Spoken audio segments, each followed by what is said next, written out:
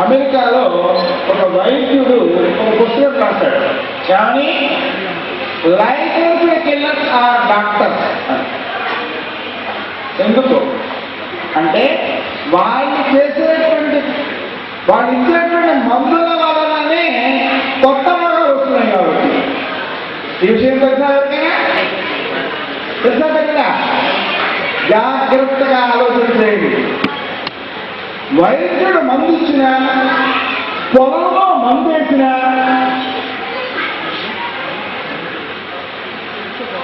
పండు మనకి పక్కనే పళ్ళ మార్కెట్ ఉంది కదా, ఆ పళ్ళు పండడానికి దాంట్లో మందు వేసిన ఇవన్నీ ఏమిటో తెలుసా?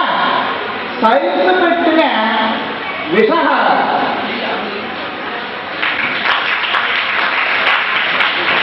ఎన్నోపతిలో రక్తం తక్కువగా ఉంటే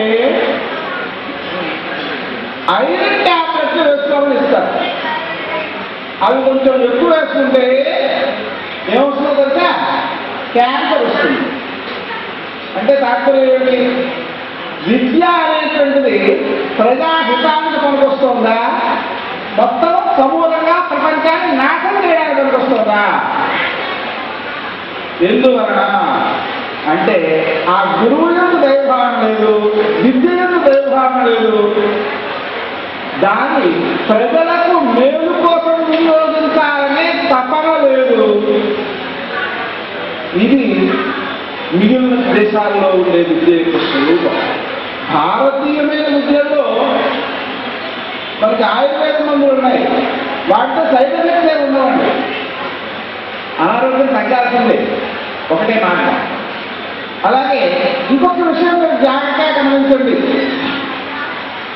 ప్రపంచం మొత్తంలో అందరి చేత ఆమోదించబడిన యోగా అనేటువంటి విధానం భారతీయం నుంచే పుట్టింది.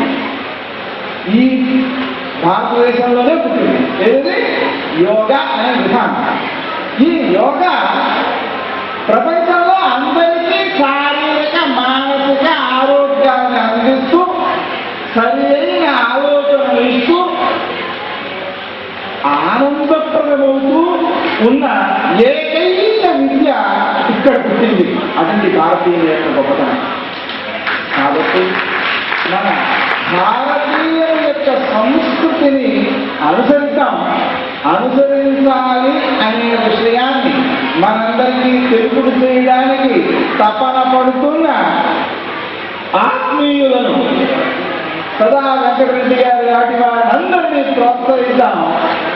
మనమంతా ఆ యజ్ఞంలో పావులమవుదాం. మన సంస్కృతిని మనం కాపాడుకుందాం.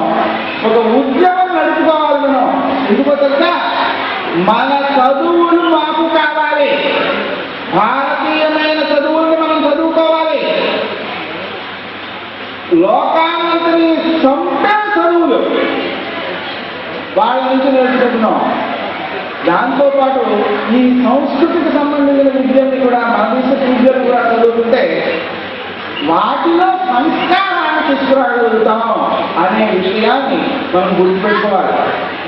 మన విద్యలో ఎంతటి విజ్ఞానం ఉందంటే తుఫానుని ఆపేంతటి గొప్ప విజ్ఞానం ఉంది. ఆధునిక కాలంలో విజ్ఞానం ఎంతగా వికసించినా తుఫానుని నివారించేటువంటి పరిజ్ఞానం ఆధునిక విజ్ఞానంలో లేదు, భారతీయమైన విజ్ఞానంలో ఉంది. దీని కాలం ఎంతో తెలుసా? 1,00,000 సంవత్సరాలకు ముందు నుంచి ఈ విజ్ఞానం ఉంది.